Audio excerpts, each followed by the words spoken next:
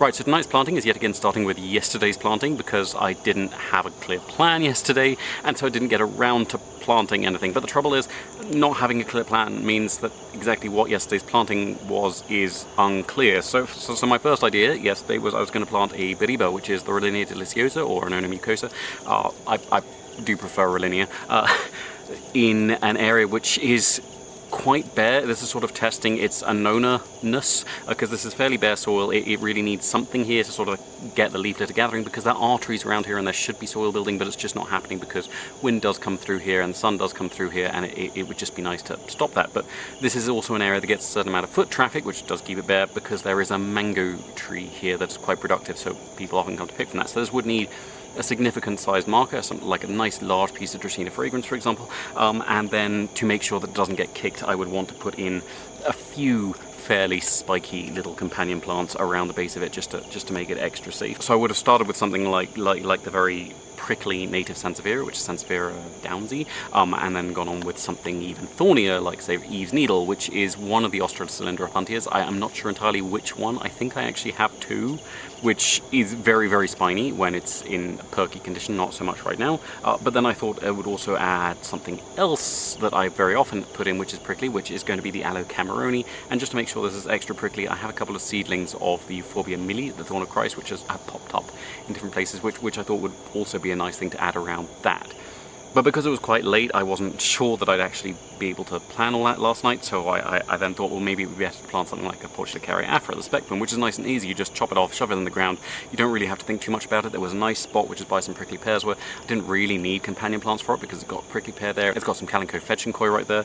But I could put in some different succulents there just to add a little bit of interest. It's like some pieces of the Two Gala Cliffs Calico, which are getting eaten by the pouched rats, where I have them propagating on the veranda, and they've rooted nicely, so I can just take them out of the nice wet soil from the rain and then plop them in there. And I could also put a piece of the Calico Gastonis Bonieri, which is the lovely donkey's ears one, which I think would look really nice here because the grass does stay relatively low, because this is again quite compacted soil here. And then I could throw in something fun like one of the aloes that I don't often plant, which is probably a hybrid according to my aloe friend, possibly with some ferox in there, but the largest I've seen doesn't seem like it is likely to be very feroxy, but it has very thick, heavy, fleshy, prickly leaves like ferox.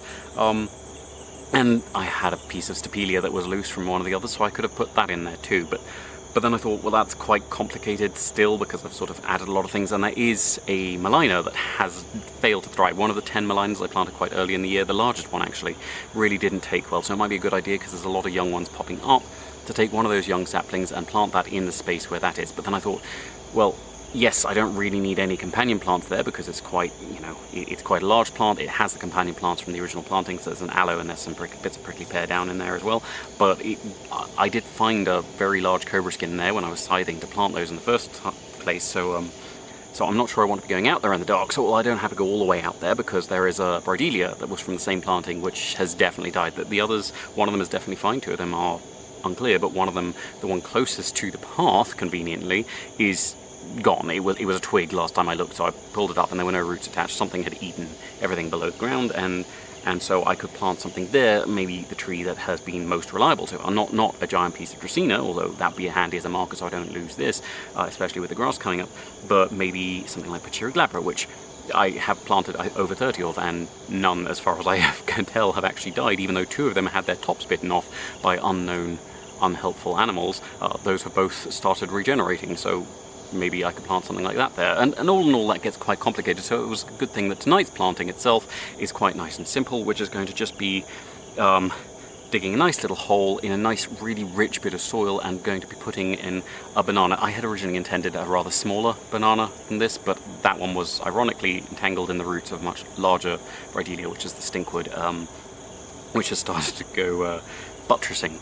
So I ended up moving a larger piece of banana, because I do want more bananas so I can propagate them more, because the friend of mine who knows aloes and also produces a lot of fruit trees, well, he uses bananas instead of Dracaenas as his markers, and that does make some sense, because then you have food from multiple directions, although he also has more water, so Dracaenas do make more sense in some situations around here, because I don't have that much access to water. And I am going to still be using the piece of Dracaena I cut as the companion plant for the much smaller banana I was going to be planting. even though it's not really going to be much in the way of a marker here. We are going to also be adding in a few extra companion plants, because although this brought some Sansevieria parva and one of the Nephrolepis, I think it is, ferns with it, just because they're entangled with its roots, and both of those are very resilient and will grow up no matter how much soil is on top of them. I do want to do my usual thing of planting a few other Zingiberales and just a couple of other things for a little bit of toxicity to prevent viruses getting to this banana if possible, if my hypothesis, not even a theory at this point, holds up at all.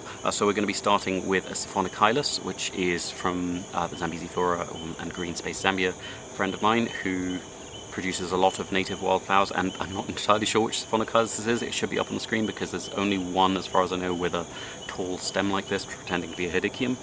Then I'm going to be planting something that I propagated by accident, which is Costus aphis, because it flowered, fell over, and wherever a Costus aphis flower hits the ground, it turns into another one, because that's just the spiral gingers trying to prove that they are not anything like true gingers. And then we're going to be going to a sort of aloe analog, because I always like to have aloes with things for some reason. And this is Nipophia, which is sort of a swamp aloe, so it should do quite well in the same situations as banana. I'm going to be putting this on the sunnier side, having initially thought about putting the Siphonochyllus there, because although they grow in swamps, it's not swamp forest, it's very much dambos, so open swampy grasslands usually. And those do usually dry out seasonally, so I'm hoping it should do quite well here, with a little bit of a dip here to account for the fact that I want the banana to get extra wet. I'm hoping this shouldn't mind getting a little bit dry in the dry season. And that should be everything for tonight, so thank you very much for watching. I hope you have enjoyed it, and if you haven't enjoyed it, thank you for watching anyway. Please tune in again tomorrow, because I will be planting something different, hopefully.